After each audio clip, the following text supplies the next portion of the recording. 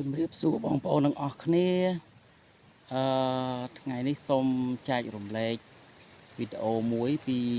ការដាំទុរេនណាបងប្អូនប៉ុន្តែគ្រាន់តែនេះវាគ្រាន់តែជាការចែករំលែកតាមឯកសារនិងការយល់ឃើញមានបទពិសោធន៍ខ្លះៗអញ្ចឹងណាបងប្អូនមិនមែនជាឲ្យវាច្បាស់លាស់អីពេកណាស់ណាទេប៉ុន្តែគាត់ថាពីមុនខ្ញុំធ្លាប់បានចេញវីដេអូមួយយើងនិយាយពី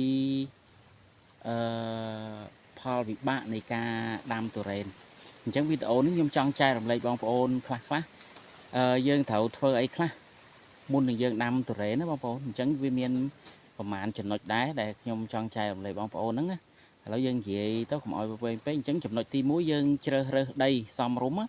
យើងដាំទុរេនយើងត្រូវជ្រើសរើសដីល្អដីបង្ហូរទឹកបានល្អដីដែលវាមិនដក់ទឹកវាមិនជាប់ទឹកហ្នឹងហើយនឹងដីមានជីជាតិនឹងដីដែលយើងអាចរកបានដីថាដីដែលមាន pH វា 5.5 និង 6.5 ហ្នឹងយើងអាចដាំបានទី2យើងរើសទីតាំងបងប្អូនទីតាំងដែលវាមានពន្លឺគ្រប់គ្រាន់មានប្រភពទឹក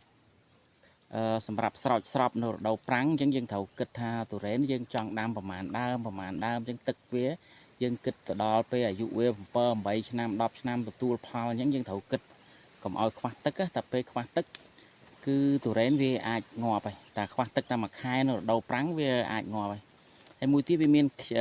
អត់មានខ្យល់យើងដាំកន្លែងណាដែលវាមានភ្នំមានអីយើងអាចដាំឫស្សីឬមួយក៏ដាំដើមឈើខ្ពស់ជុំវិញជារបងការពារខ្យល់អញ្ចឹងទៅណាហើយទី3យើងរៀបចំរណ្ដៅដាំយើងជីករណ្ដៅដាំនោះប្រហែលជា6 ទឹកគុណ6 ទឹកអីចឹងទៅបើសិនជាទុរេនខ្ញុំនៅចំការទី1ខ្ញុំរៀប1 ម៉ែត្រយើងធ្វើដីវា1 ម៉ែត្រចឹងណាយើងធំជាងហ្នឹងក៏ល្អដែរសាច់តែបងប្អូនចង់បានដែរយើងលាយដីធ្វើជាជីកប៉ុសជីសរីរាង្គអីដាក់បាតគ្រាប់វាអញ្ចឹងទៅណាអាហ្នឹងអាជីណាដែលពុកផុយយើងទុកបានមួយខែអញ្ចឹងទៅយើងបាចកបោសអីចឹងទៅហើយទី4យើងជ្រើសរើសកូនពូជយើងជ្រើសពូជណាដែលវាសមស្របដែលសមស្របនៅតំបន់យើងហ្នឹងណាប៉ុន្តែបើតាមខ្ញុំដាំនៅកពួតនេះគឺស្រុកឈូកខ្ញុំដាំមូសាំងធីងមកជុលខ្មៅនិងមិនថងប៉ុន្តែតាមបទពិសោធន៍របស់ខ្ញុំគឺមិនថងស្រួលថែជាងគេហ្នឹងណាហើយទី5យើងកំណត់ចម្ងាយដាំជាទូទៅយើងដាំឥឡូវហ្នឹងយើងដាំ8 ម៉ែត្រគុណ8 ម៉ែត្រ9 ម៉ែត្រឬមួយក៏10 ម៉ែត្រអាស្រ័យលើទីតាំងហើយនឹងការចង់បានរបស់យើងអញ្ចឹងវាតិចបំផុតក៏8 ម៉ែត្រដែរហើយមួយទៀតទី6គឺយើងរៀបចំប្រព័ន្ធទឹកបងប្អូនពេលមុននឹងយើងដាំទុរេនយើងត្រូវរៀបចំប្រព័ន្ធទឹកឲ្យហើយសិនមុននឹងយើងដាំណា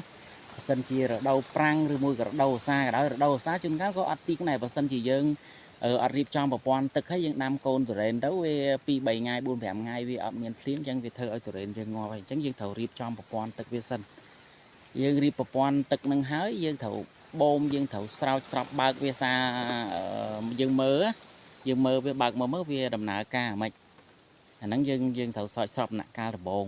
ហើយទី7យើងបើសិនជាយើងដាំនៅរដូវប្រាំងយើងត្រូវរៀបចំធ្វើជាស្បាយធ្វើជាម្លប់ឲ្យវាកុំឲ្យវាក្តៅហើយបើសិនជារដូវវស្សាយើងមិនជាដូចជារដូវហ្នឹងអញ្ចឹងវាមានក្តៅមានភ្លៀងតិចបន្តួចអញ្ចឹងបើសិនជាកូនទុរេនយើងដាក់នៅក្នុងថ្នាលរយៈពេល 3 4 ខែឲ្យវាចេញពី3ត្រួយឲ្យវាស្គាល់កម្ដៅថ្ងៃឬមួយក៏កូនទុរេនយើងរឹងមាំអញ្ចឹងយើងមិនបាច់ចាំដាក់ស្បាយក៏បានដែរហ្នឹងហើយមួយទៀតខ្ញុំចង់បន្ថែមថាយើងដាំទុរេនសម័យឥឡូវយើងគួរតែលើកជាកាប៉េងបងប្អូនទោះដីថាដីយើងបើសិនជាយើងដីជំរាលភ្នំយើងមិនបាច់រៀបចំកាប៉េងក៏បានប៉ុន្តែយើងគិតថាដីយើងវាទំនាបដីយើងអាចជាំទឹកចិត្តដាក់ទឹកដាក់អីអញ្ចឹងទៅយើងរៀបយើងអាចធ្វើជាកាប៉េងទឹកផ្ទះរបៀបដូចផ្ទះកាប់ហ្នឹងហ្នឹងហើយវីដេអូមានតែប៉ុណ្្នឹងបងប្អូនបើសិនជាបងប្អូនមានអីចង់បន្ថែមឬមួយក៏មានបន្ថែមពីលើហ្នឹងបងប្អូនអាចឲ្យយោបល់បានដោយសារនេះយើងគ្រាន់តែនិយាយទ្រុសទេប៉ុន្តែការដាំទុរេនវាមិនស្រួលដូចយើងនិយាយតែប៉ុណ្្នឹងទេវាអាចពិបាកជាងនឹង20 ទៅ 30 ដងទៀតអញ្ចឹងមិនថាបំលាចបងប្អូនឲ្យថាំងកុំដាំអីតាមពិតដាំបានប៉ុន្តែយើងត្រូវថារកពេលវេលារកអីឲ្យសមស្របតាមនឹងទៀតដោយសារតែយើងថាវាមិនដូចយើងធ្វើទេយើងធ្វើផ្ទាល់ទៅការថែទាំវាពិបាកជាងនឹងយើងត្រូវដើរមើលអីជាងច្រើនជាងនឹង យើងគិតថាដាំស្រួលប៉ុន្តែបើសិនជាយើងការថែទាំវាអាចខ្ញុំគិតថាប្រហែលជាយើងក៏និយាយថា50-60 ដងទៅ100 ដងអាចថាពិបាកជាងនឹងគុណ10អីចឹងណាតែហ្នឹងវាអាស្រ័យទៅលើយើងដែរយើងព្យាយាមបានប៉ុន្មានអញ្ចឹងទុរេនវាពិបាកដាំជាងដំណាំផ្សេងជាងដំណាំខ្ញុំគិតថាជាងដំណាំផ្សេងអញ្ចឹងណាដោយសារតែខ្ញុំអត់ដែលដាំដំណាំផ្សេងប៉ុន្តែគាត់ថាយើងមើលដូចជាកស៊ូចន្ទទីស្វាយអីចឹងខ្ញុំគិតថាដំណាំទុរេនអាចពិបាកជាងហ្នឹងណាហ្នឹងវីដេអូមានតែប៉ុណ្ណឹងជម្រាបលាបងប្អូន